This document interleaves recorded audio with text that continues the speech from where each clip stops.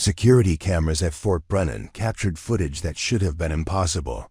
Staff Sergeant Maria Santos, killed in action during a Taliban ambush in Afghanistan 3 years ago, walking through the main gate at exactly 0300 hours with an urgent message that would change everything. The official records showed her body was never recovered from the Helmand Province firefight, but there she was on digital surveillance, wearing full combat gear and heading straight for the command center, preparing and narrating this type of story. Took us long efforts and hard work. So if you are enjoying the story, please consider subscribing to our channel. The night security officer, Corporal James Walsh, had been monitoring the feeds when the motion sensors triggered at the main entrance. What he saw made him question his own sanity. A female soldier in desert camouflage moved with purpose through the checkpoint, but something about her appearance defied explanation. The timestamp burned clearly in the corner of the screen. 3 hours 0 minutes and 47 seconds. March 15th, 2024. The same date and time. 3 years later, when Maria Santos had transmitted her final radio call before going silent forever, Fort Brennan's Memorial Garden sits in the shadow of the main headquarters building, where 17 granite stones mark soldiers who never came home from the global war on terror. Maria's stone rests in the front row, positioned so that morning sunlight illuminates her engraved name first each day. Staff Sergeant Maria Elena Santos, 1st Battalion, 75th Ranger Regiment. Kir, March 15, 2021, Helmand Province, Afghanistan. Age 28. The flowers placed at its base never wilt, replaced daily by someone who signs the visitor log simply as a grateful nation. Colonel Patricia Hendricks had served as Maria's commanding officer during 2 deployments and personally delivered the casualty notification to Maria's family in El Paso, Texas. She remembered every detail of that conversation with Maria's mother, Elena Santos, who collapsed upon hearing the words "killed in action" and "body not recovered." The Army had awarded Maria the Silver Star posthumously for her actions during the ambush that claimed her life. Actions that saved 12 other Rangers but cost her everything. Maria's former squad leader, Master Sergeant David Kim, still maintained her equipment locker in Barrack C, Building 1247. Everything remained exactly as she had left it before that final patrol. Combat boots polished to mirror finish, pressed uniforms hanging in precise order, personal photos tucked into the corner, showing Maria with her younger brother at his high school graduation. Kim checked the locker every Friday during his routine inspections, ensuring that dust never accumulated on surfaces that might never again know their owner's touch. The day room at the Rangers' quarters displays a shadow box containing Maria's awards and commendations, including her Ranger tab, Combat Infantry badge, and the Purple Heart she earned during her first deployment. Below the display case, a small brass plaque reads "Santos Corner," where new Rangers learn about the legacy of excellence she established. Young soldiers rotating through Fort Brennan quickly discover that mentioning Maria's name brings immediate silence and respectful attention from even the most senior non-commissioned officers. Lieutenant General Robert Morrison, Fort Brennan's commanding general, had personally signed the official casualty report that declared Maria Santos killed in action. The classified after-action review detailed how her squad encountered a Taliban force 3 times, their size during a reconnaissance mission in the remote mountains near the Pakistani border. Radio intercepts confirmed that Maria had provided covering fire while her team reached extraction, but when the evacuation helicopter arrived, only 11 Rangers made it to the landing zone. Maria's position had been overrun, her body lost in terrain too dangerous for immediate recovery operations. The memorial ceremony, held 6 months after her disappearance, drew hundreds of attendees, including congressional representatives and general officers who spoke about Maria's dedication to duty and sacrifice for her brothers in arms. Her mother Elena accepted the folded American flag while Maria's unit stood at attention. many of them bearing visible scars from the same firefight that claimed their squad mate. The ceremony concluded with a missing man formation flyover, 4 helicopters passing overhead with the second aircraft pulling up and away, symbolizing the gap left by Maria's absence.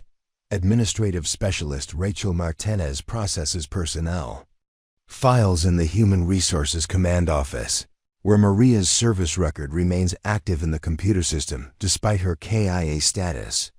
Army regulations require that certain records remain accessible for 75 years, ensuring that family members can access service information for benefits and historical purposes. Maria's file shows commendations from superior officers who praised her leadership abilities, tactical expertise, and unwavering commitment to mission accomplishment and soldier welfare. The base chaplain, Captain Michael Thompson, conducts monthly memorial services in the Garrison Chapel, where Maria's photograph sits prominently among other fallen soldiers. Attendance at these services remains steady, with both active duty personnel and military families gathering to honor memories that time cannot diminish. Thompson often references Maria's example when counseling soldiers struggling with deployment stress, describing her ability to maintain morale and unit cohesion during the most challenging combat operations. Fort Brennan security protocols require continuous monitoring of all entry points, with digital recordings stored for investigative purposes and base protection. The camera system installed throughout the installation captures movement 24 hours daily, creating an electronic record of everyone who enters or exits the facility. These recordings become part of permanent security archives, reviewed regularly by installation protection personnel, who maintain vigilance against potential threats to base personnel and operations. March 15, 2021. Began as a routine intelligence gathering mission in Afghanistan's Helmand province, where Maria Santos and her 11-member Ranger squad received orders to establish an observation post overlooking a suspected Taliban supply route. The mission briefing indicated minimal enemy presence in the area, with intelligence reports suggesting the target location had been abandoned for several weeks. Maria carried her standard loadout, M4 carbine, 210 rounds of ammunition, night vision equipment, and communications gear that would keep her connected to base operations throughout the surveillance operation. The helicopter insertion occurred without incident at 0230 hours local time, with the UH-60 Black Hawk delivering the squad to a landing zone 3 kilometers from their objective. Maria's team moved through mountainous terrain under cover of darkness, establishing their observation post on a ridge that provided clear visibility of the valley below. For 6 hours, they monitored vehicle traffic and radio communications, while transmitting regular situation reports to their Tactical Operations Center at Forward Operating Base Chapman. At 0847 hours, everything changed. Taliban fighters emerged from concealed positions throughout the valley, surrounding Maria's squad with a coordinated assault that demonstrated weeks of planning and preparation. The enemy force numbered approximately 40 combatants armed with automatic weapons, rocket-propelled grenades, and mortar that immediately began targeting the Rangers' defensive position. Radio intercepts later revealed that Taliban commanders had been tracking American patrol patterns for months, setting an elaborate trap designed to eliminate an entire special operations unit. Maria's squad found themselves pinned down by intense small arms fire from 3 directions, with escape routes blocked by enemy positions that had been carefully prepared in advance.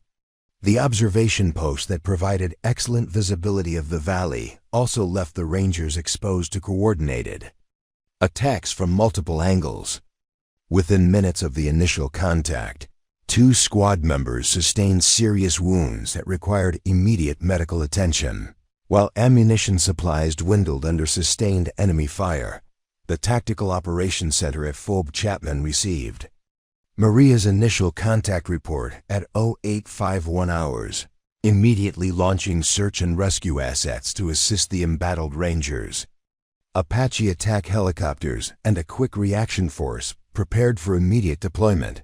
But weather conditions in the mountains deteriorated rapidly as morning fog and low clouds prevented air support from reaching the firefight location.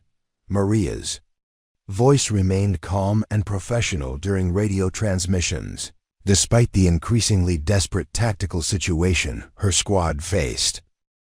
As Taliban fighters advanced up the mountainside toward the Rangers' position, Maria made the decision that would define her legacy and cost her life. She volunteered to establish a rear guard position that would allow her wounded squad members and the remaining Rangers to reach an alternate extraction point 200 meters down the ridge. Her last confirmed radio transmission came at 0923 hours. Overlord, this is Ranger 7. Moving to delay position. Get my people out of here. Santa's out. Master Sergeant Kim led the tactical withdrawal while Maria provided covering fire from an exposed position that drew enemy attention away from her retreating squad members. Witnesses later described her methodical engagement of Taliban fighters, using precise marksmanship to eliminate threats while conserving ammunition for maximum effectiveness. The sound of her M4 carbine could be heard for 17 minutes after the rest of her squad reached safety, indicating sustained resistance against overwhelming odds. The extraction helicopter arrived at the alternate landing zone at 0941 hours, successfully evacuating 11 Rangers who had survived the Taliban ambush. A head count revealed that Maria Santos remained missing, still engaged in combat at the rear guard position she had established to protect her squad's withdrawal. Attempts to re-establish radio contact failed, and the deteriorating weather made immediate rescue operations impossible due to visibility restrictions that grounded all aircraft in the area. Apache attack helicopters returned to the ridge position 6 hours later when weather conditions improved, finding evidence of an intense firefight, but no sign of Maria Santos. Bullet casings scattered around her last known position indicated that she had expended all available ammunition during her final stand. Blood trails and disturbed vegetation suggested that Taliban forces had removed casualties from the area, but no American equipment or remains could be located despite extensive ground and aerial searches. Intelligence analysts estimated that Maria had engaged a Taliban force of at least 15 fighters during her solitary defense of the rear guard position, inflicting significant casualties that prevented enemy pursuit of her withdrawing squad members.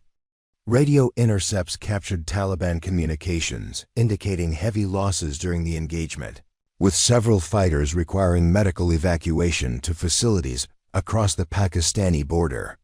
The tactical assessment concluded that Maria's actions had saved 11 American lives at the cost of her own. The Army's Casualty and Mortuary Affairs Operations Center classified Maria Santos as killed in action, body not recovered after 72 hours of unsuccessful search operations. Special Operations Command deployed additional resources to locate her remains, including unmanned aerial vehicles and signals intelligence assets that monitored communications for any indication of her status. These efforts continued for 3 weeks before operational security concerns and additional Taliban activity in the region forced military commanders to suspend active recovery operations. Maria's personal effects were shipped to her family in El Paso, including letters she had written but never sent, photographs from previous deployments, and a journal documenting her thoughts about military service and her hopes for the future. Her final entry, dated March 14th, described her pride in serving alongside the Rangers in her squad and her commitment to bringing everyone home safely from their deployment. The Santos Memorial Scholarship Fund, established 6 months after Maria's disappearance, provides educational assistance to children of fallen Rangers and their family members pursuing higher education. Elena Santos, Maria's mother, serves as the fund's president, organizing annual fundraising events in El Paso that draw hundreds of supporters from across Texas and New Mexico.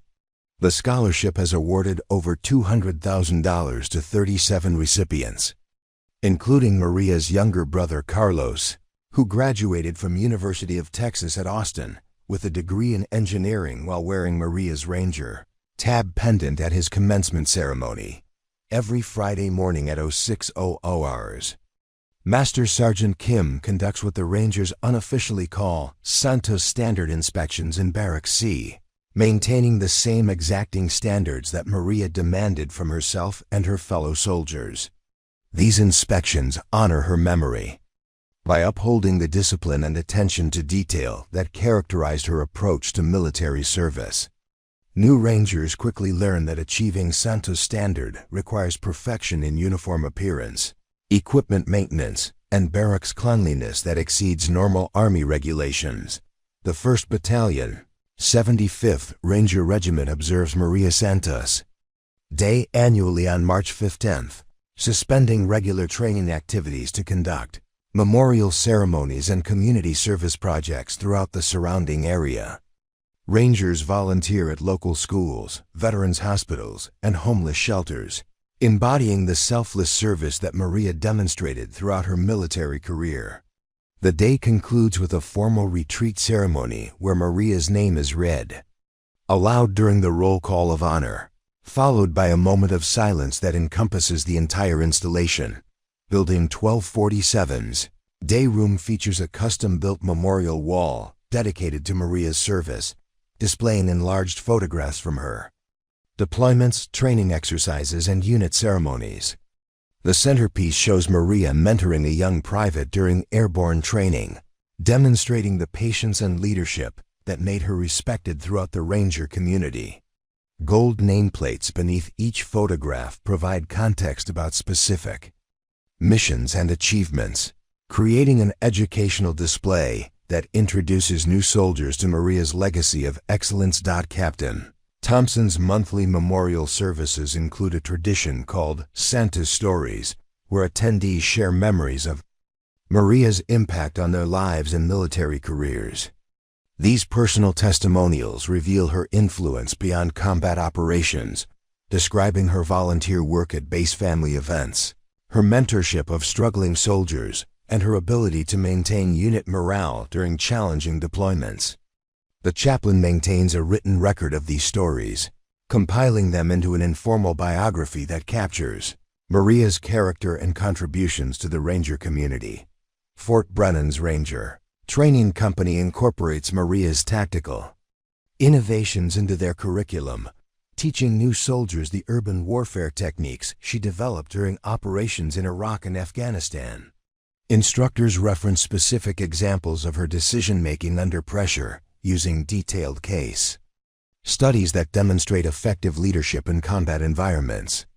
The Santos Scenario training exercise recreates elements of her final firefight, allowing trainees to understand the tactical considerations that influenced her decision to establish the rearguard position.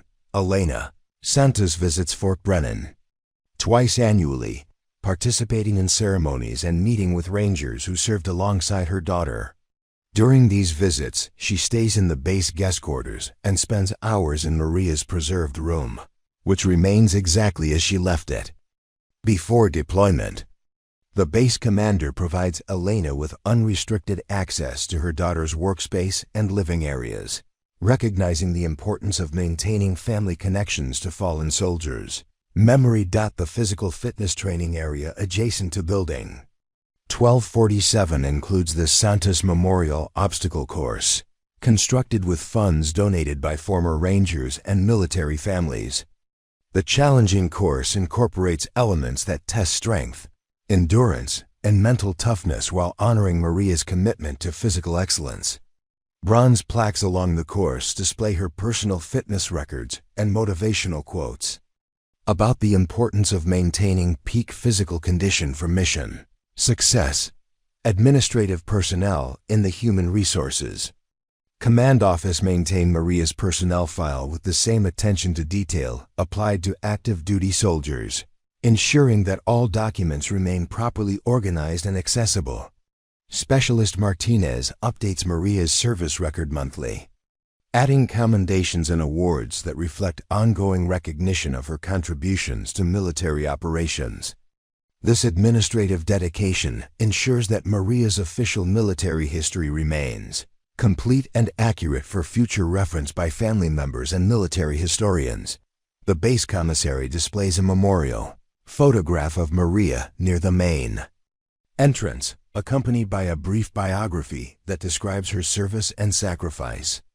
This visible reminder of her legacy greets thousands of military families weekly, introducing newcomers to Fort Brennan's commitment to honoring fallen soldiers. The photograph shows Maria in dress uniform, displaying the ribbons and badges that reflect her military achievements and dedication to service excellence. Colonel Hendricks maintains a personal tradition of visiting Maria's memorial stone every morning before beginning her official duties, spending several minutes in silent reflection about leadership responsibilities and the costs of military service.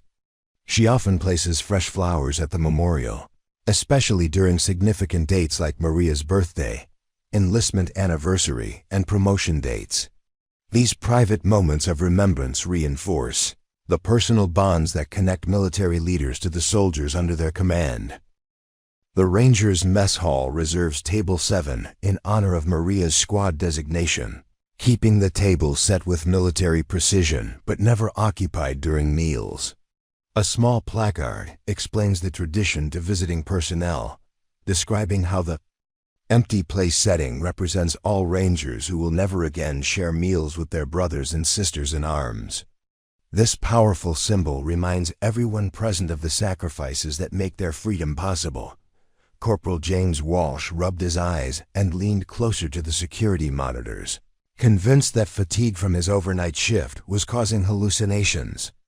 The timestamp read 3 hours 0 minutes and 47 seconds when the motion sensors at Gate Alpha triggered, activating floodlights that illuminated a lone figure approaching the main entrance.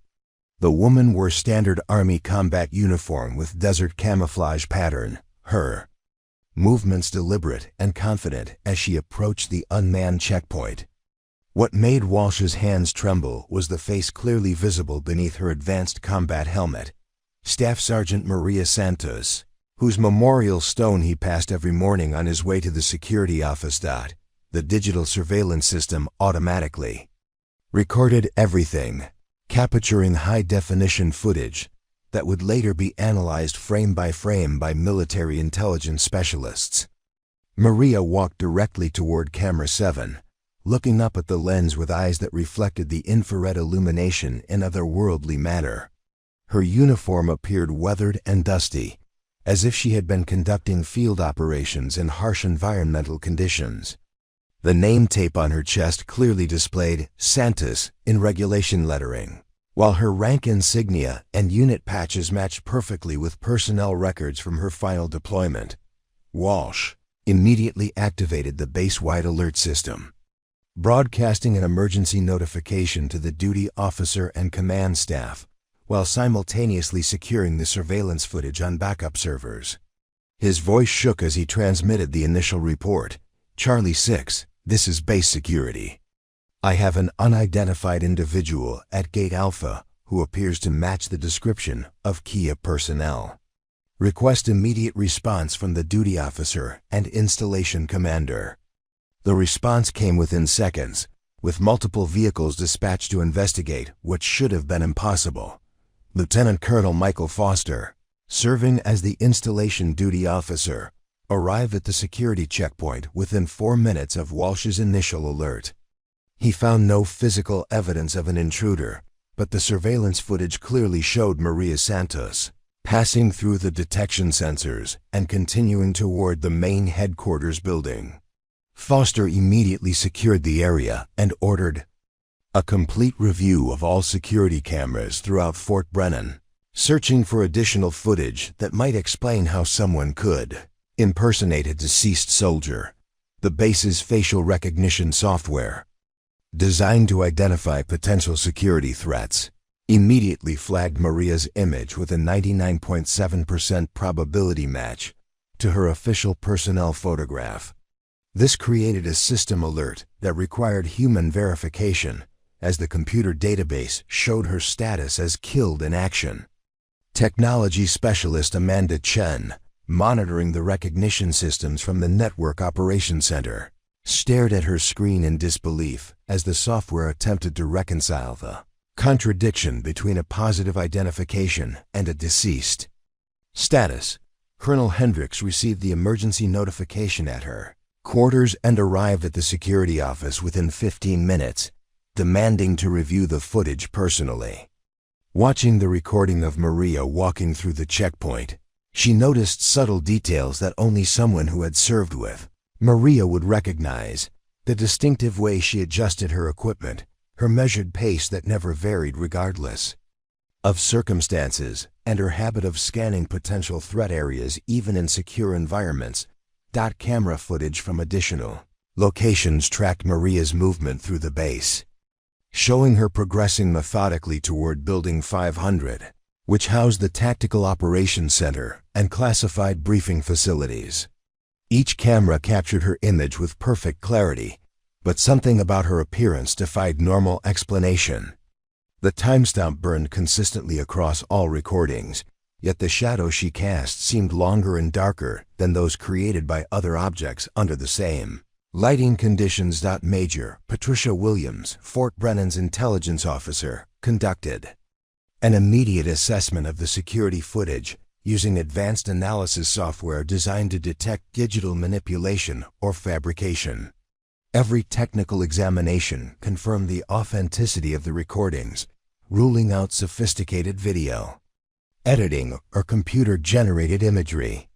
The metadata associated with each file showed no signs of tampering, while frame-by-frame analysis revealed natural movement patterns consistent with a living person rather than artificial simulation. Base personnel who viewed the footage experienced a range of reactions from skepticism to terror, with several soldiers requesting immediate transfer to other installations after witnessing what they considered supernatural phenomena. Master Sergeant Kim watched the recordings repeatedly, studying Maria's gait and mannerisms while comparing them to home videos from unit gatherings and training exercises. Every detail matched his memories perfectly, creating cognitive dissonance that challenged his understanding of reality and military service. The Criminal Investigation Division opened a formal investigation within 6 hours of the initial sighting, dispatching special agents to interview personnel and examine physical evidence. Agent Sarah Rodriguez analyzed the Gate Alpha checkpoint for fingerprints, DNA evidence, or any physical traces that might explain the security camera anomaly. Despite extensive forensic examination, investigators found no biological evidence or environmental disturbances that would indicate human presence during the recorded timeframe. Communication specialists attempted to trace any electronic signatures or radio transmissions that might accompany Maria's appearance, using sophisticated monitoring equipment to detect anomalous signals. Their instruments recorded unusual electromagnetic activity beginning precisely at 3 hours 0 minutes and 47 seconds and continuing for 17 minutes, matching the duration of Maria's presence on base. These readings displayed patterns that technical experts could not explain. Using conventional scientific understanding, Dr. Elizabeth Harper, a psychologist contracted to evaluate personnel experiencing trauma from the incident, interviewed dozens of soldiers who viewed the security footage. Many reported similar psychological responses: initial disbelief followed by intense emotional reactions ranging from grief to hope to fear. Several personnel described dreams or visions of Maria delivering urgent warnings about unspecified dangers threatening the base or their fellow soldiers. The first authentication test came from Master Sergeant Kim, who met the alleged Maria Santos in the Tactical Operations Center briefing room under heavy security supervision. Kim had served alongside Maria during 2 combat deployments and knew details about her service that never appeared in official records. He began with basic questions about unit history and training exercises, but quickly progressed to personal Information that would expose any imposter attempting to deceive military personnel through research or intelligence gathering. What did you call the checkpoint we established outside Kandahar during Operation Resolute Support? Kim asked, studying the woman's facial expressions for any signs of uncertainty or deception. Without hesitation, she replied, "Taco Bell, because Private Martinez complained every day about missing Mexican food, and you said the position looked like a fast food restaurant with all the sandbags stacked around it." Kim's composed demeanor cracked slightly, as this conversation had occurred during an informal moment that was never documented in after-action reports or official communications. Colonel Hendricks entered the briefing room with a manila folder containing photographs from Maria's service record, including images from unit ceremonies, training exercises, and off-duty gatherings. She placed a group photograph on the table showing Maria's squad during a holiday celebration at Forward Operating Base Chapman. "Tell me about this picture," Hendricks commanded, watching for recognition and emotional responses that couldn't be fabricated through preparation or intelligence analysis. Maria studied the photograph for several seconds before speaking with a voice that carried both warmth and sadness. "Christmas 2020. You let us set up a small tree in the recreation tent, and Specialist Rodriguez smuggled in actual Christmas lights from a care package his family sent. That's Private First Class Thompson in the Santa hat he made from a red t-shirt and cotton balls from the medical supplies. He was so proud of that ridiculous hat." Hendricks felt her skepticism wavering, as these details came from Maria's personal interactions rather than official military records. Dr. Janet Morrison, a forensic psychiatrist with security clearance, conducted psychological evaluation tests designed to detect identity fraud or mental health conditions that might explain the unusual circumstances.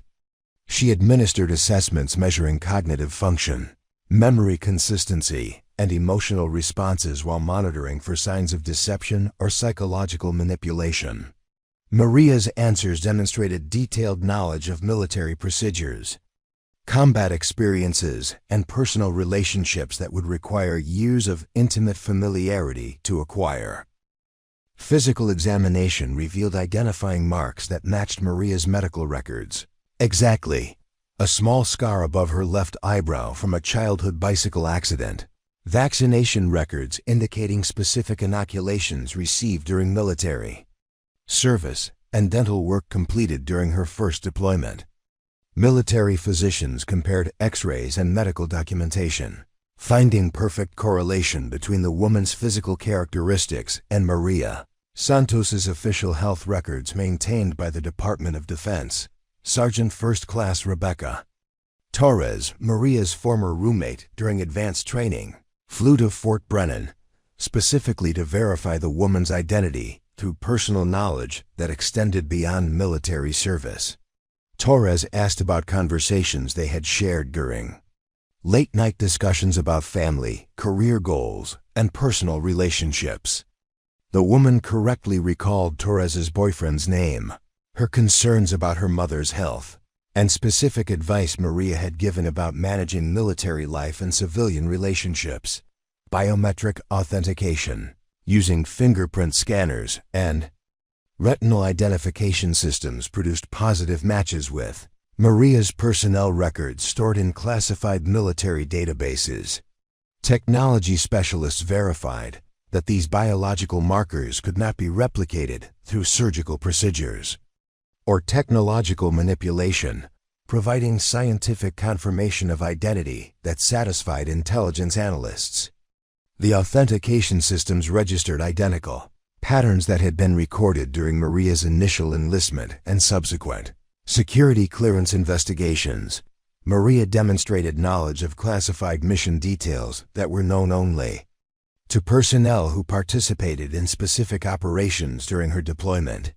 She accurately described enemy positions, tactical decisions, and operational procedures that were documented in classified after-action reports accessible to a limited number of military personnel. Intelligence officers verified this information against sealed records that had never been disclosed outside secure facilities or authorized personnel.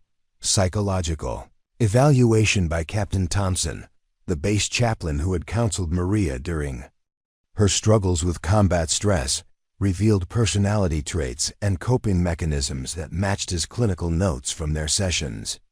Maria referenced specific conversations about faith, family responsibilities, and her concerns about the psychological impact of combat operations on younger soldiers. These discussions had occurred in confidential settings that maintained doctor-patient privilege, making the information impossible to obtain through external research. Audio analysis specialists compared Maria's voice patterns with recordings from training exercises and operational communications, using sophisticated software to detect similarities in speech patterns, vocal inflections, and linguistic characteristics. The analysis confirmed identical voice prints that matched archived communications from her previous assignments. Experts concluded that replicating these specific vocal characteristics would require technology that exceeded current capabilities of known intelligence agencies. Master Sergeant Kim conducted a final verification test by asking Maria to demonstrate muscle memory related to weapons handling and tactical procedures that she had mastered during Ranger training. Without instruction or guidance, she field-stripped an M4 carbine in 17 seconds, performed immediate action drills for common weapon malfunctions, and executed close-quarters combat techniques that matched her training records exactly. These physical skills required years of practice and could not be acquired through observation or brief instruction. The accumulated evidence from multiple authentication methods satisfied even the most skeptical military personnel that the woman was indeed Staff Sergeant Maria Santos. However, this confirmation created an even more disturbing question. How could someone officially declared killed in action 3 years ago be standing in a secure military facility with perfect recall of classified information and personal relationships? During Maria's debriefing session in the secure conference room, Captain Rodriguez noticed that the digital recording equipment began malfunctioning whenever Maria spoke about her experiences during the missing 3 years. Audio recordings produced static interference that technicians couldn't explain, while video cameras captured image distortions that appeared as shadows moving independently of any physical source. The electromagnetic anomalies intensified when Maria discussed specific dates and locations, creating patterns that defied conventional understanding of electronic interference. Security personnel observed that Maria cast no reflection in the polished metal surfaces throughout the Tactical Operations Center, despite being clearly visible to direct observation. Sergeant Williams, conducting routine security sweeps, noticed this phenomenon while Maria walked past reflective surfaces in corridors and briefing rooms. When questioned about this unusual characteristic, Maria simply stated that some aspects of her return required adjustments to normal physical properties that governed human interaction with the material world. Maria demonstrated knowledge of current events and operational information that she couldn't have accessed during her 3-year absence from official military records. She accurately described recent personnel changes, ongoing classified operations, and strategic developments that occurred after her reported death. When pressed for explanations about how she obtained this information, Maria replied that certain forms of service continued even when traditional communication methods were unavailable to military personnel. Temperature readings throughout building 500 dropped 15 degrees whenever Maria remained in enclosed spaces for extended periods, creating atmospheric conditions that required building maintenance personnel to investigate heating system malfunctions. Environmental control specialists found no mechanical problems with climate systems, but recorded temperature fluctuations that correlated precisely with Maria's movements through different areas of the facility. These thermal anomalies affected only spaces where Maria had physical presence, returning to normal within minutes of her departure. Intelligence. Analysts reviewing Maria's debriefing transcripts discovered that she possessed detailed knowledge about enemy force dispositions and tactical capabilities that exceeded current intelligence assessments. Her information proved accurate when verified through signals intelligence and reconnaissance operations, revealing operational details that would require access to classified intelligence sources, unavailable to personnel listed as killed in action. This knowledge included recent changes in enemy leadership, weapon system modifications, and strategic planning that occurred months after her official death. Electronic devices experienced systematic failures in Maria's proximity, with smartphones losing battery power within minutes and laptop computers shutting down without explanation. Communication equipment registered signal interference that prevented normal radio transmissions and cellular connectivity throughout areas where Maria conducted meetings or briefings. Technical specialists determined that these disruptions followed recognizable patterns of electromagnetic interference from known military or civilian sources. Maria's medical examination revealed physiological characteristics that contradicted normal human biological functions. Her pulse rate registered 40 beats per minute, significantly below rates that would sustain consciousness in living persons, while her body temperature measured 94 degrees Fahrenheit throughout multiple assessments. Blood pressure readings remained consistently low despite stress factors that should have elevated cardiovascular responses. Medical personnel found these vital signs incompatible with normal human survival. Yet Maria displayed no signs of medical distress or physical impairment. Security cameras throughout Fort Brennan captured Maria appearing simultaneously in multiple locations during the same time periods, creating surveillance records that suggested bilocation or rapid movement between distant facilities. Footage showed her in the operations center at 1400 hours, while additional cameras recorded her presence in the memorial garden at identical timestamps. Technical analysis confirmed that these recordings were authentic and unmanipulated. Despite depicting physically impossible circumstances, Maria exhibited perfect recall of conversations and events from her military service, but displayed no emotional responses consistent with traumatic combat experiences that would typically affect soldiers returning from extended captivity or isolation. Psychological evaluation indicated absent symptoms of post-traumatic stress disorder, depression, or anxiety disorders commonly associated with combat veterans who experienced life-threatening situations. This emotional detachment suggested psychological processing that differed from normal human responses to trauma and loss. Communication with Maria required specialized protocols as standard radio equipment failed to transmit or receive signals when she attempted to participate in normal military communications networks. Voice communications produced audio distortions that made her speech difficult to understand through electronic transmission systems, while face-to-face conversations occurred without technological interference. This phenomenon isolated her from routine military communication procedures that governed daily operations and coordination activities. Physical evidence of Maria's presence disappeared shortly after she departed specific locations, including footprints in mud or dust that vanished within hours of her passage. Security personnel attempting to collect evidence for forensic analysis found that fingerprints and DNA samples became undetectable when subjected to laboratory examination.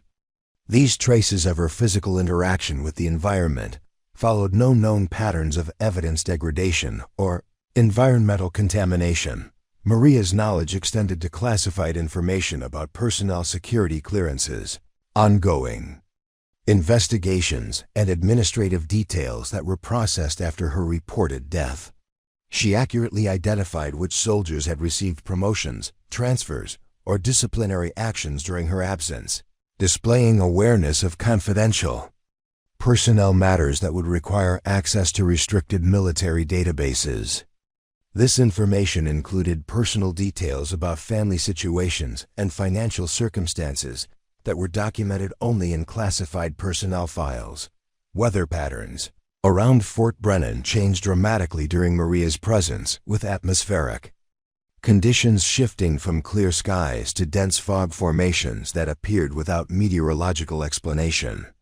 Local weather monitoring stations recorded pressure fluctuations and humidity changes that correlated with Maria's activities, creating microclimate variations that affected visibility and temperature throughout the installation. These environmental modifications occurred despite regional weather patterns that remained stable in surrounding areas. Maria's debriefing took an unexpected turn when she produced a worn leather journal from her uniform pocket, placing it on the conference table. With reverent precision, the book appeared ancient despite being impossible to obtain during her 3-year absence.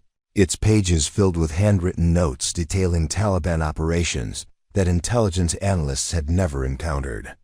Colonel Hendricks examined the entries, discovering detailed maps of weapons caches, supply routes, and operational plans that described the coordinated assault on American military installations scheduled for March 15, 2024.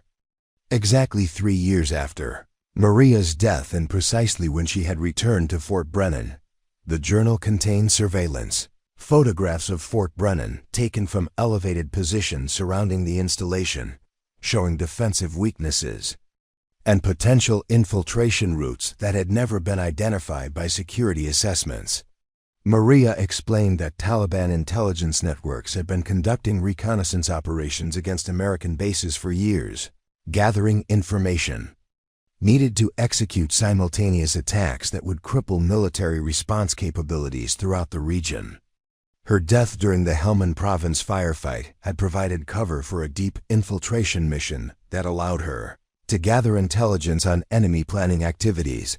Intelligence officers studying Maria's documentation discovered references to chemical weapons that Taliban forces had acquired from Syrian sources, including nerve agents and biological toxins intended for deployment against American personnel during the planned assault. The attack would begin with contamination of water supplies and air conditioning systems, followed by coordinated infantry assaults that would eliminate military leadership and destroy critical infrastructure. Maria's journal provided specific details about timing, personnel assignments, and logistical support that indicated months of careful preparation by enemy forces. The revelation that emerged from Maria's briefing challenged everything that military commanders understood about her disappearance and reported death. She had not been killed during the Taliban ambush, but had instead been captured alive and transported to a detention facility deep inside Pakistani territory. Her captors, believing they had secured a valuable intelligence asset, subjected her to interrogation procedures designed to extract information about American military capabilities and operational procedures. Maria described her imprisonment in underground facilities that existed beyond the reach of American reconnaissance assets, where Taliban operatives conducted training exercises for the planned assault on Fort Brennan and other installations. During 18 months of captivity, she gathered detailed intelligence about enemy capabilities, while enduring interrogation techniques that would have broken most prisoners. Her apparent cooperation with captors provided access to strategic planning sessions where Taliban commanders discussed operational details about the upcoming attacks. The escape that Maria eventually accomplished required assistance from sources that she could not fully explain to military investigators. She described guidance from fallen Rangers who had died in previous operations, including members of her original squad who had been killed during other firefights throughout Afghanistan. These supernatural encounters provided information about tunnel systems and security, vulnerabilities that allowed her to navigate enemy territory without detection by Taliban forces or Pakistani military units. Maria's journey back to American territory took 14 months of movement through hostile regions where her survival depended on abilities that transcended normal human limitations. She traveled through areas controlled by various extremist groups, gathering intelligence about coordinated planning between different terrorist organizations that were working together to execute simultaneous attacks against American interests. Her documentation revealed a network of cooperation that intelligence agencies had never suspected existed. The timing of Maria's return to Fort Brennan corresponded precisely with the final stages of Taliban preparation for their assault, scheduled to begin during pre-dawn hours when American forces would be most vulnerable to surprise attacks. Her supernatural abilities allowed her to penetrate enemy planning sessions and surveillance operations that would have been impossible for living operatives to access. The intelligence she gathered represented the only warning that could prevent catastrophic losses among American military personnel. Maria's journal contained detailed schematics of explosive devices that Taliban engineers had constructed specifically for destroying American military infrastructure, including specifications for improvised nuclear devices that utilized radioactive materials stolen from medical facilities throughout the region. These weapons were designed to create long-term contamination that would render American bases uninhabitable for decades, effectively eliminating military presence in strategic regions throughout Asia and the Middle East. The planned assault included cyber warfare components that would disable American communication systems and prevent coordination between military installations during the simultaneous attacks. Maria's documentation revealed specific vulnerabilities in military computer networks that Taliban technical specialists had identified through years of patient intelligence gathering. These cyber weapons would isolate American commanders from their units while enemy forces executed coordinated strikes against defensive positions. Colonel Hendricks realized that Maria's supernatural return represented the only possible method for delivering intelligence that could prevent the deaths of thousands of American service members. Traditional intelligence gathering operations would have required years to penetrate Taliban planning networks, while captured enemy personnel would never have provided information about operational details that Maria had documented. Her sacrifice during the original mission had created opportunities for intelligence collection that would have been impossible through conventional means. The warning that Maria delivered extended beyond the immediate threat to Fort Brennan, encompassing a broader Taliban strategy designed to eliminate American military presence throughout multiple regions simultaneously. Her documentation revealed coordinated planning between terrorist organizations spanning several countries, indicating a level of international cooperation that represented unprecedented threats to American national security interests. Within 6 hours of Maria's briefing, Fort Brennan transformed into a fortress preparing for siege warfare as Colonel Hendricks activated emergency protocols that placed the installation under complete lockdown. Military police established additional checkpoints throughout the base perimeter, while explosive ordnance disposal teams conducted comprehensive sweeps of all buildings, water systems, and infrastructure components that Maria's intelligence indicated were primary targets for Taliban infiltration.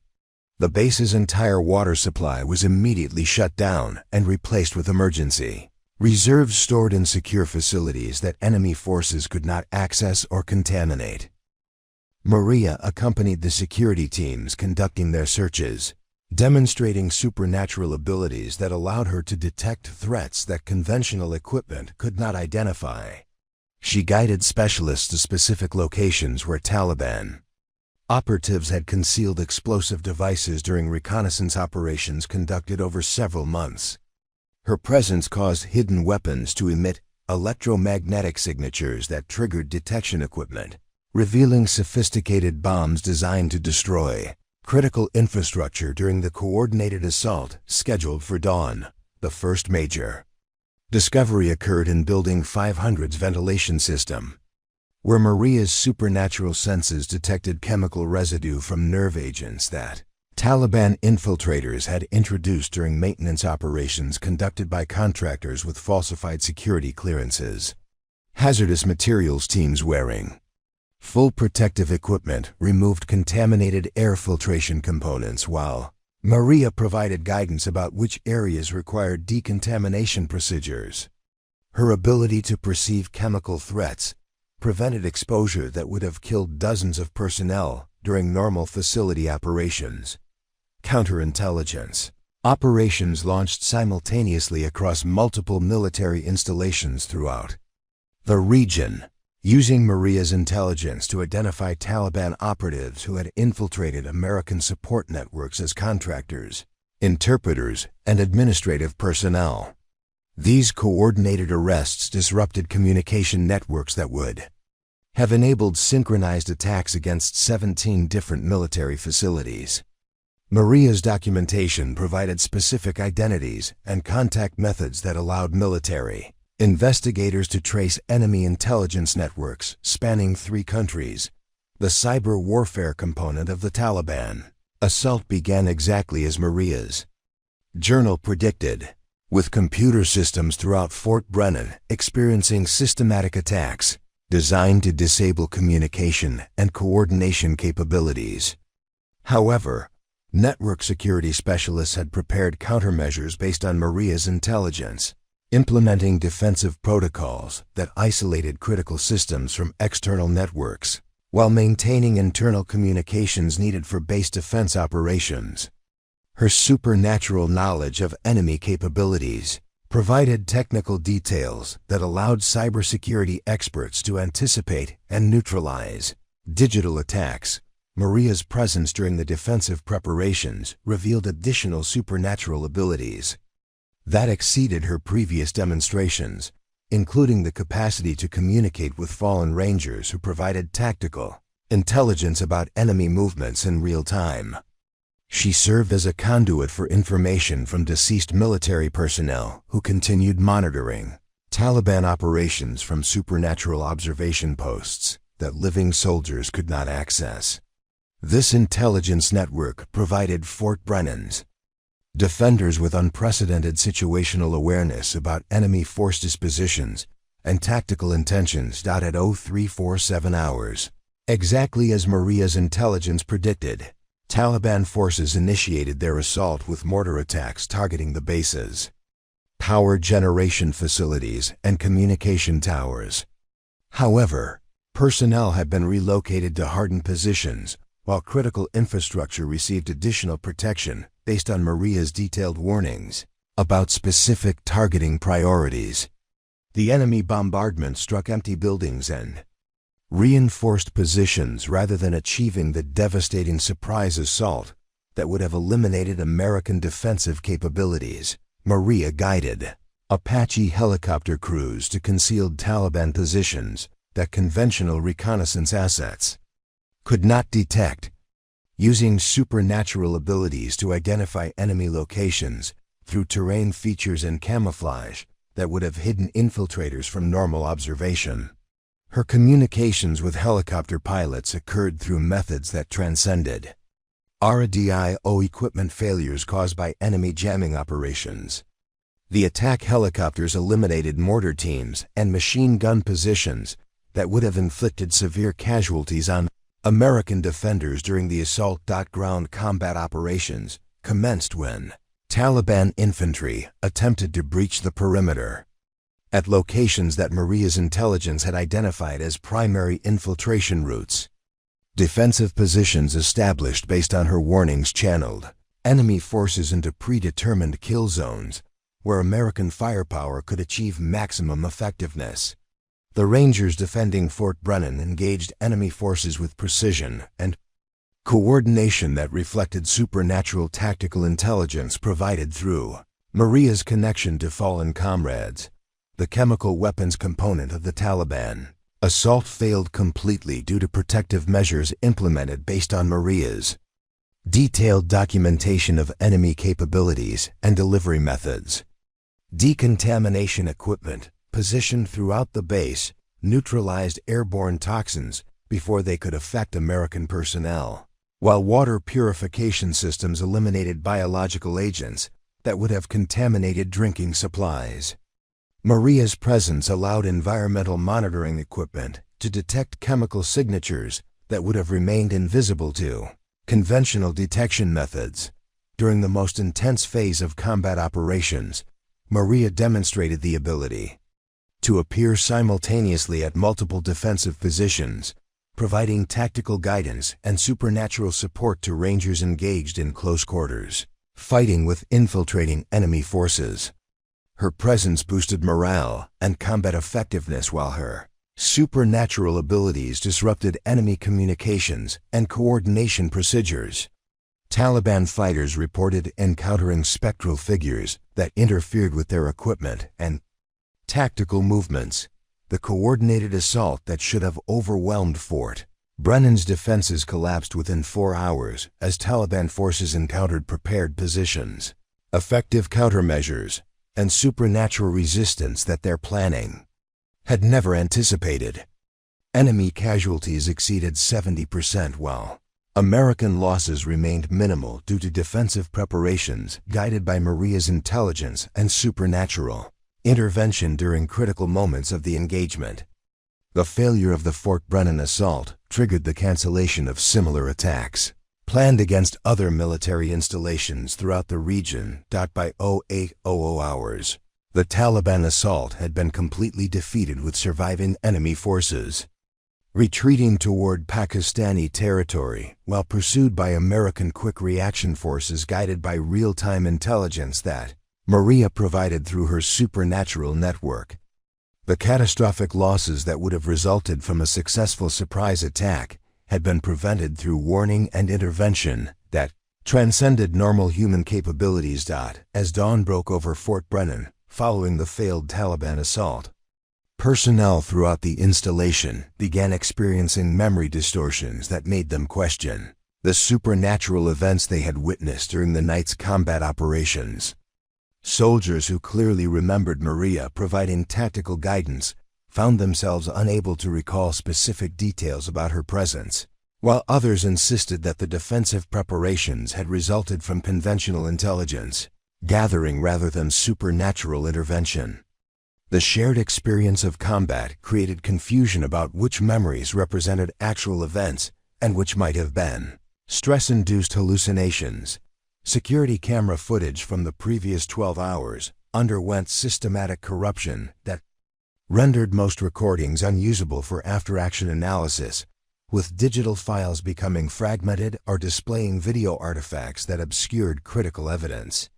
Technology specialist Chin discovered that surveillance systems had recorded hours of static interference during periods when Maria was most active, creating gaps in documentation that prevented verification of supernatural phenomena. The few remaining clear recordings showed only conventional military operations, without any evidence of impossible occurrences or supernatural assistance. Colonel Hendricks conducted debriefing sessions with personnel who participated in the base defense, finding that their accounts of the night's events contained significant inconsistencies regarding Maria's role in coordinating defensive measures. Some soldiers maintained vivid memories of receiving guidance from their deceased comrade, while others recalled only standard tactical communications through normal radio networks. These conflicting testimonies created official reports that focused on conventional military preparedness rather than supernatural intervention as the primary factor in Fort Brennan's successful defense. The journal that Maria had presented during her intelligence briefing disappeared from the secure evidence locker where military investigators had stored it for analysis, leaving behind only photocopied pages that showed conventional enemy tactics rather than the supernatural intelligence gathering methods she had described. Intelligence analysts found that their notes about Taliban operations contained accurate tactical information, but references to Maria's otherworldly sources had somehow been replaced with citations of traditional reconnaissance assets and signals intelligence. Medical records documenting Maria's physical examination began showing normal vital signs and biological functions, rather than the impossible measurements that had been recorded during her supernatural manifestation. Dr. Morrison's psychological evaluation reports reflected standard mental health assessments for returning prisoners of war, with no mention of the otherworldly characteristics that had distinguished Maria from living personnel. These administrative changes occurred without explanation, creating official documentation that supported conventional explanations for her return. Personnel who had interacted most closely with Maria during the crisis experienced the strongest memory modifications, with Master Sergeant Kim and Colonel Hendricks finding themselves unable to recall specific conversations or supernatural demonstrations that had occurred during her briefing sessions. They retained clear memories of receiving crucial intelligence about the Taliban assault, but the source of that information became increasingly unclear as hours passed. Their professional reports documented successful defensive preparations based on classified intelligence from undisclosed sources. The electromagnetic anomalies that had accompanied Maria's presence throughout Fort Brennan gradually dissipated, with environmental monitoring equipment returning to normal readings as her supernatural influence faded from the installation. Temperature fluctuations and electronic interference that had characterized her interactions with technology disappeared, leaving base personnel to question whether equipment malfunctions had created false impressions about impossible phenomena. During a stressful combat situation, communication equipment that had failed during Maria's presence resumed normal operation, allowing military personnel to conduct standard radio transmissions and electronic coordination procedures without interference. Technical specialists investigating these system failures found evidence of sophisticated enemy jamming operations that provided conventional explanations for communication difficulties experienced during the Taliban assault. Their reports attributed equipment problems to enemy electronic warfare capabilities rather than supernatural electromagnetic disturbances. Maria's physical presence became increasingly translucent throughout the morning hours following the combat operations, with personnel finding it difficult to maintain visual contact with her, even during direct conversations. She appeared to exist partially in the material world while simultaneously fading into dimensions that living persons could not perceive. Those who attempted to photograph or record her image discovered that cameras captured only empty spaces where she had been standing moments before. The administrative confusion surrounding Maria's return intensified as personnel records showed conflicting information about her current status, with some databases indicating active duty assignment while others maintained her killed in action classification. Human resources specialists found it impossible to reconcile these discrepancies, as each attempt to update her records resulted in system errors that prevented permanent changes to her official military status. Base Chaplain Captain Thompson's memorial services took on different meaning as personnel struggled to understand whether Maria had actually returned or whether their shared grief and stress had created collective psychological experiences that seemed supernatural. His counseling sessions with soldiers who claimed to have interacted with their deceased comrade focused on processing trauma and survivor guilt rather than supernatural encounters with the dead. By noon on March 15th, most personnel at Fort Brennan retained only vague impressions of unusual events during the previous night's combat operations, with specific memories of Maria's supernatural intervention becoming increasingly difficult to access. The successful defense of the installation remained undeniable fact, supported by physical evidence of destroyed enemy positions and captured Taliban operatives. However, the method by which intelligence about the assault had been obtained became classified at levels that prevented discussion among personnel who lacked appropriate security clearances. The investigation into Fort Brennan's defensive preparations concluded that conventional intelligence gathering and military preparedness had enabled the successful repulsion of the Taliban assault, with no official recognition of supernatural assistance or impossible intervention by deceased personnel. 6 months after the Taliban assault failed to breach Fort Brennan's defenses, the Memorial Garden underwent subtle transformations that reflected changes nobody could quite explain, but everyone seemed to understand. Maria's granite stone remained in its prominent position, but the inscription had somehow altered itself to read, Staff Sergeant Maria Elena Santos, 1st Battalion, 75th Ranger Regiment, Eternal Guardian, 2021 forever. Visitors to the memorial found fresh flowers appearing daily without any visible caretaker, while the stone itself seemed to radiate warmth, even during winter months when frost covered every other surface in the garden.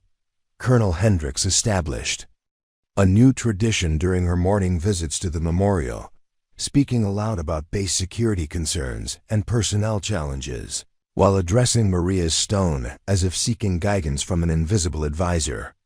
Other installation commanders throughout the region began reporting similar protective phenomena at their facilities, with security breaches mysteriously failing and terrorist threats dissolving before they could materialize into actual dangers.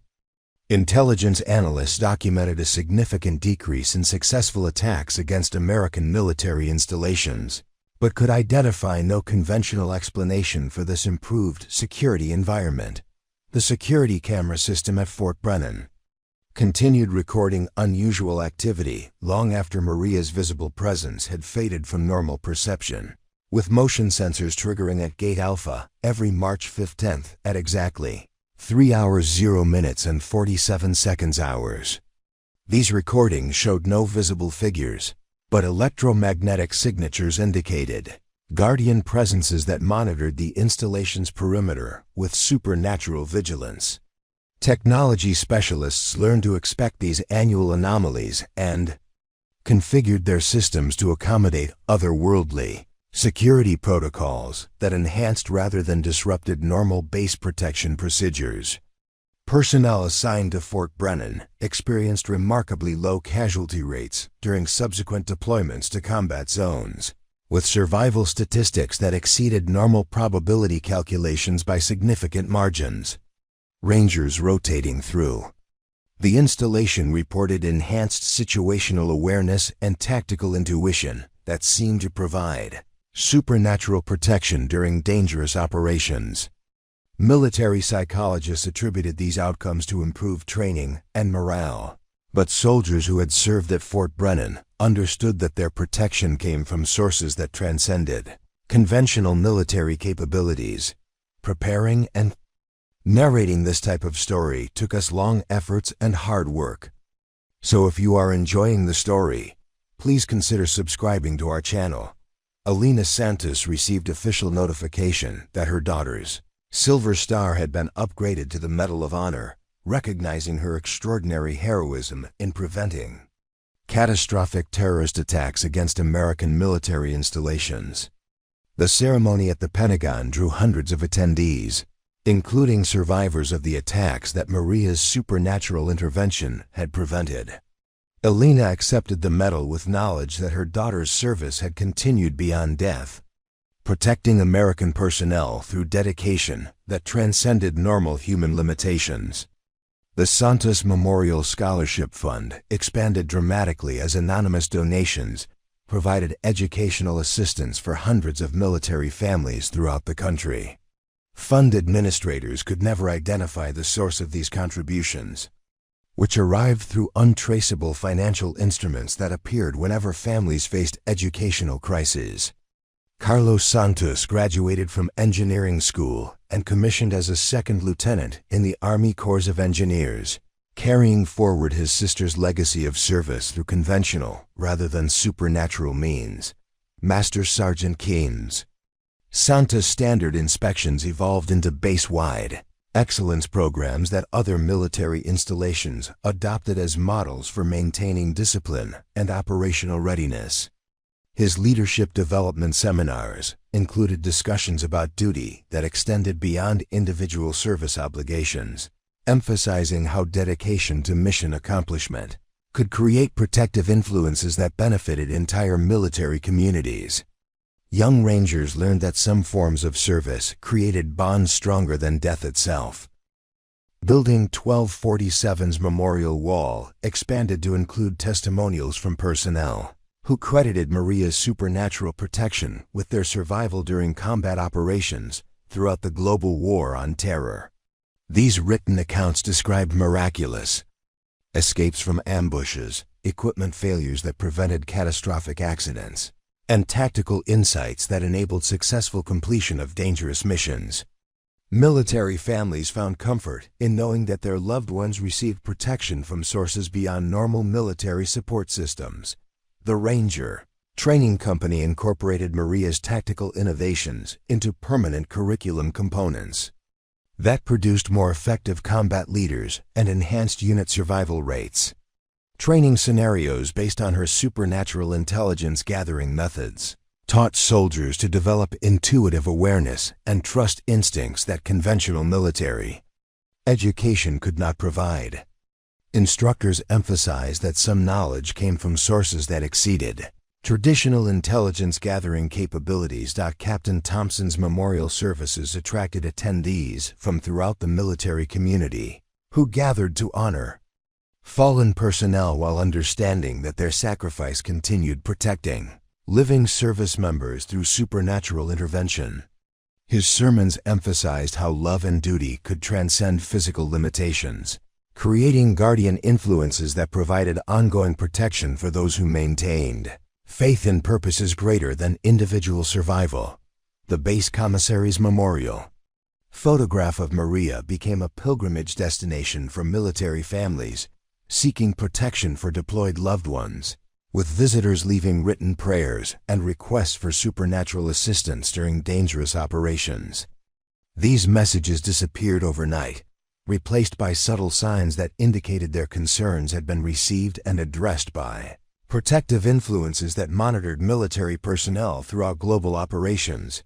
Fort Brennan achieved recognition as the most secure military installation in the region, with threat assessment reports indicating virtually zero probability of successful attacks against base personnel or infrastructure. Security specialists attributed this protection to enhanced defensive procedures and improved intelligence gathering. But personnel who served at the installation understood that their safety resulted from guardian vigilance that operated beyond normal human capabilities. On quiet nights, security personnel monitoring the installation's camera systems occasionally glimpsed translucent figures patrolling the perimeter with weapons and equipment that seemed to exist partially in the material world.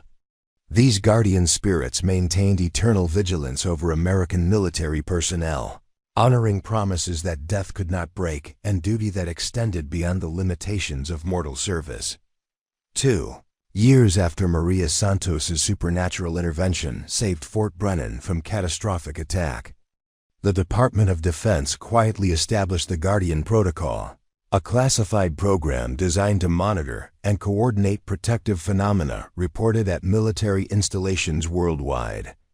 Dr. Elizabeth Harper, promoted to director of the program, traveled between bases documenting supernatural occurrences that intelligence analysts could not explain through conventional methodology. Her confidential reports described deceased military personnel who continued serving their country through otherworldly intervention, protecting living service members from threats that traditional security measures could not detect or prevent. Guardian Protocol's initial investigation focused on electromagnetic anomalies detected at 17 military installations, where personnel reported encounters with fallen comrades, who provided tactical warnings and protective guidance during dangerous operations. Sophisticated monitoring equipment recorded energy signatures that corresponded with documented appearances of deceased soldiers, creating scientific evidence for supernatural phenomena that challenged military leadership's understanding of reality. These installations experienced significantly reduced casualty rates and enhanced operational success compared to facilities where no Guardian activity was detected. Fort Carson in Colorado reported multiple sightings of Sergeant First Class Michael Chang, killed during a convoy ambush in Iraq 6 years earlier. who appeared to military police personnel before successful attacks on base infrastructure were attempted. Chang's supernatural interventions prevented 3 separate terrorist infiltration attempts by providing advance warning through electromagnetic disturbances that triggered enhanced security responses. Investigation revealed that Chang had served as a military police specialist with expertise in base security procedures, making his continued protective service a logical extension of his military duties. Camp Pendleton documented encounters with Staff Sergeant Jennifer Walsh, a Marine Corps intelligence analyst who died in a helicopter crash while conducting reconnaissance operations in Syria. Walsh's supernatural presence provided early warning about enemy surveillance activities, targeting Marine training exercises, enabling security forces to identify and apprehend foreign intelligence operatives before they could gather classified information. Her protective interventions preserved operational security and prevented compromise of military capabilities that would have endangered deployed Marines. The Guardian Protocol established communication procedures that allowed living personnel to interact with supernatural protective forces through specialized electromagnetic detection equipment and modified radio frequencies that bridged the gap between material and spiritual dimensions. These communication methods enabled military commanders to coordinate defensive operations with guardian spirits who possessed intelligence, gathering capabilities that exceeded conventional reconnaissance assets. The technology required to facilitate these interactions remained classified at levels that prevented academic or civilian research into supernatural communication methods. Religious leaders throughout the military chaplain corps received specialized training in supernatural counseling techniques designed to help personnel process encounters with guardian spirits without experiencing psychological trauma or loss of religious faith. Captain Thompson served as lead instructor for these programs, teaching chaplains to distinguish between beneficial guardian intervention and potentially harmful supernatural phenomena that could endanger military personnel. His curriculum emphasized that protective spirits operated within divine frameworks that supported rather than contradicted traditional religious beliefs. Intelligence agencies discovered that enemy forces had begun developing countermeasures against supernatural protective phenomena, including ritual practices and technological devices designed to disrupt guardian activities at American military installations. Taliban leadership documented in captured communications their awareness of ghost soldiers who interfered with planned attacks against American forces. These enemy countermeasures forced military planners to develop enhanced protective protocols that combined conventional security measures with supernatural defensive capabilities. The Veterans Administration expanded psychological counseling services to address the unique mental health needs of military personnel who experienced guardian encounters during combat operations or deployment assignments. These specialized therapy programs helped veterans understand their supernatural experiences within healthy psychological frameworks that promoted healing rather than trauma. Dr. Morrison published classified research indicating that guardian encounters provided positive therapeutic benefits for personnel struggling with survivor guilt and post-traumatic stress disorders related to fallen comrades. Military families received notification through casualty assistance programs that their deceased loved ones might continue serving their country through protective activities that ensured the safety of living service members. Alina Santos became a spokesperson for these notification programs, helping other Gold Star families understand that their children's service extended beyond death through supernatural guardianship that honored their sacrifice while protecting their military brothers and sisters. These communications provided comfort to grieving families while maintaining operational security around guardian activities. Training academies at West Point, Annapolis, and the Air Force Academy incorporated guardian protection studies into leadership curricula that prepared future officers to recognize and coordinate with supernatural defensive forces. Cadet education included historical analysis of documented Guardian interventions throughout military history, from Civil War battlefields to modern counter-terrorism operations. These academic programs produced military leaders who understood supernatural protection as a legitimate component of comprehensive security strategies. International military cooperation agreements included classified annexes addressing Guardian phenomena reported by Allied forces serving alongside American personnel in combat zones. British, Canadian, and Australian military leadership documented protective interventions by American Guardian spirits who extended their protection to Allied soldiers during joint operations. These supernatural alliances strengthened international military relationships while demonstrating that Guardian loyalty transcended national boundaries when protecting personnel committed to shared democratic values. Research facilities at the Pentagon developed advanced detection and communication technologies, specifically designed to enhance interaction with Guardian spirits while maintaining operational security around supernatural protective capabilities. These technological innovations included electromagnetic field generators that facilitated Guardian manifestation and specialized recording equipment that documented supernatural activities for intelligence analysis. The research program operated under security classifications that prevented enemy forces from developing effective countermeasures against Guardian protection.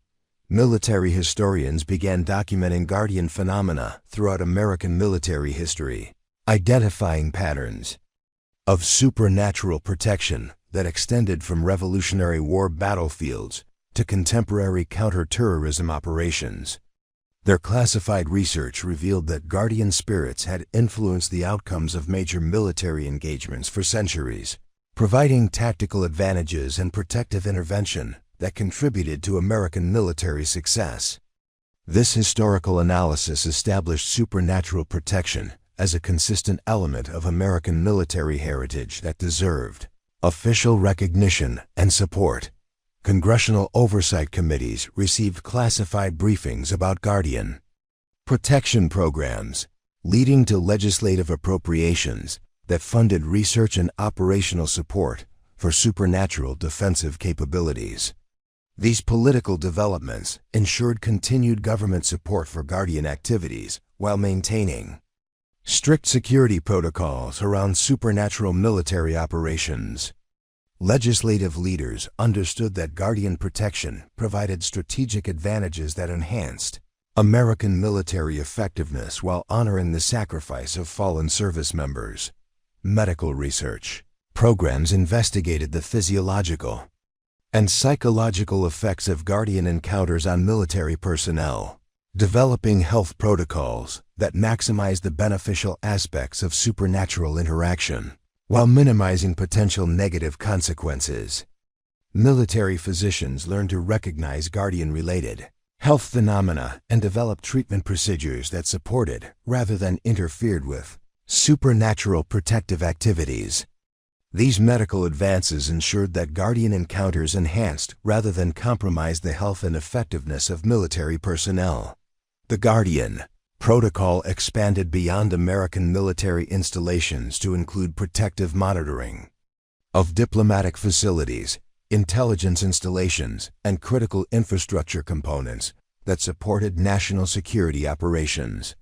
Guardian spirits adapted their protective activities to address diverse security challenges while maintaining their primary focus on protecting military personnel and operations. This expansion demonstrated the flexibility and dedication of supernatural protective forces who continued serving their country through whatever methods proved most effective. 10 years after Maria Santos first appeared on Fort Brennan security cameras, Colonel Hendricks received her final assignment before retirement, briefing the incoming commander about the installation's unique protective status. As they walked through the memorial garden at sunset, she paused before Maria's stone and spoke the words that had become Fort Brennan's unofficial motto. Some soldiers never stop serving, and some promises are too sacred for death to break. The New commander, Colonel Sarah Mitchell, noticed something extraordinary as evening shadows fell across the memorial. For just a moment, translucent figures became visible throughout the garden. Dozens of fallen soldiers standing at attention. Beside their memorial stones, Maria Santos stood at the front of this ghostly formation, her hand raised in a perfect salute that acknowledged the changing of command. While affirming her eternal commitment to protecting those who served, security cameras captured none of this supernatural ceremony, as they never had. But every person present understood they were witnessing something far more significant than a military tradition. They were seeing proof that honor, duty, and love transcended every limitation that death could impose. As darkness fell and the ghostly formation faded from view, Colonel Mitchell asked the question that every Fort Brennan commander eventually voiced: how do I lead an installation protected by guardian angels? Colonel Hendricks smiled, remembering the same uncertainty she had felt years earlier. You serve with the same dedication they showed in life, and trust that some bonds are stronger than anything this world can break. The security cameras resumed their silent vigil, waiting for March 15th, when they would once again record the impossible return of those who refused to let their watch end. What did you think of Maria's incredible story? Have you ever experienced something that couldn't be explained? Share your thoughts in the comments below. We read every single one. If this story moved you, hit that subscribe button and join our community of over 500,000 viewers who believe that some truths exist beyond what we can see. Ring the notification bell so you never miss our weekly stories about extraordinary people who prove that love and duty know no boundaries. Until next time, remember, some promises are too important for death to break.